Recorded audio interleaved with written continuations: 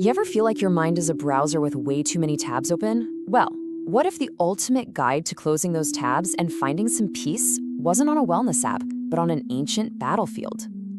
Today, we're diving into some timeless wisdom from the Bhagavad Gita that's all about mastering that restless mind.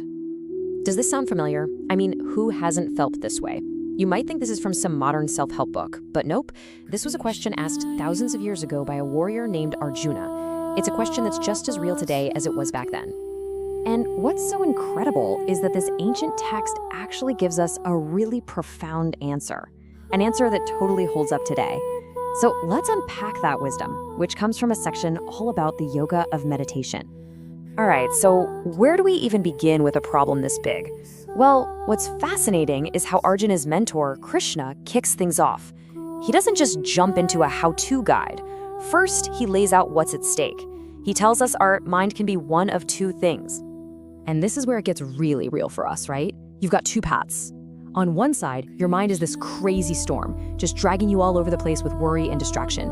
But if you can get a handle on it, it becomes your absolute best friend, your most trusted ally on this whole journey of life. And the kicker is, Krishna says that choice is completely up to us. And this is the big takeaway, the real game changer here. We're not just talking about feeling a little less stressed. The Gita is saying something huge. Master your mind, and you literally master your life. Your inner world creates your outer world.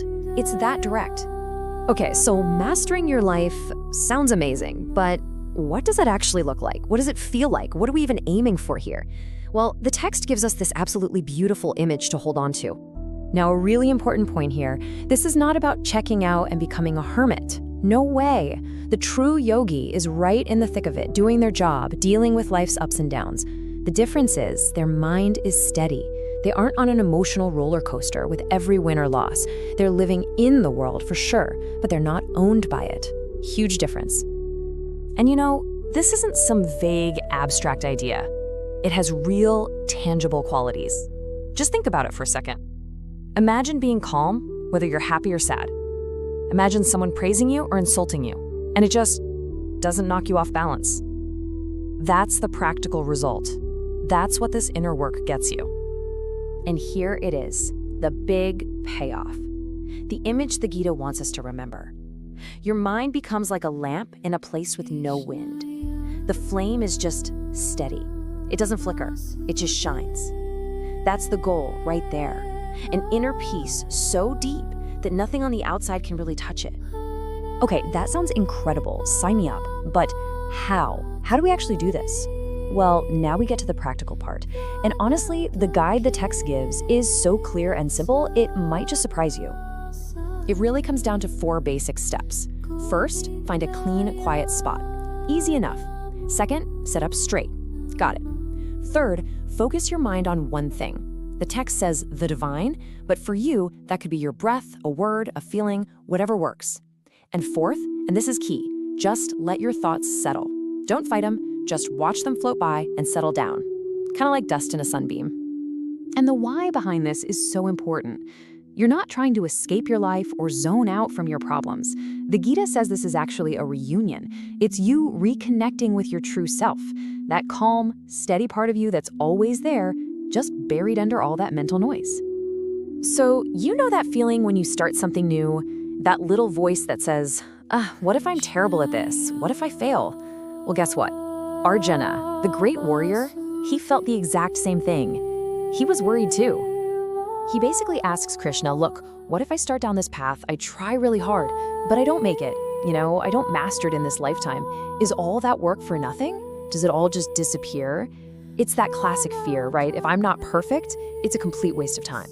And Krishna's answer is just, it's maybe one of the most comforting messages in the entire text. He says, no way, absolutely not. No sincere effort you make is ever, ever lost. Every single tiny step you take moves you forward on your journey. It all counts. Nothing is wasted. And that powerful idea leads us to the grand finale of this whole teaching. After covering the problem, the goal, and the how-to, Krishna reveals what the highest form of meditation really is. And spoiler alert, it's about a lot more than just sitting quietly for 20 minutes. He says that the greatest of all is the one who lives with love and devotion, the one who carries that connection in their heart all day long. It's not about a practice you check off a list. It's about walking through your entire life with that sense of faith and surrender. That, he says, is the real goal. That is the highest meditation. So, all this ancient wisdom, it all comes down to us, right here, right now. And the journey doesn't have to be some giant, overwhelming thing. Just remember what Krishna said, no effort is ever wasted. So the question is, what's one small, simple step you can take today to start building that steady, peaceful flame inside?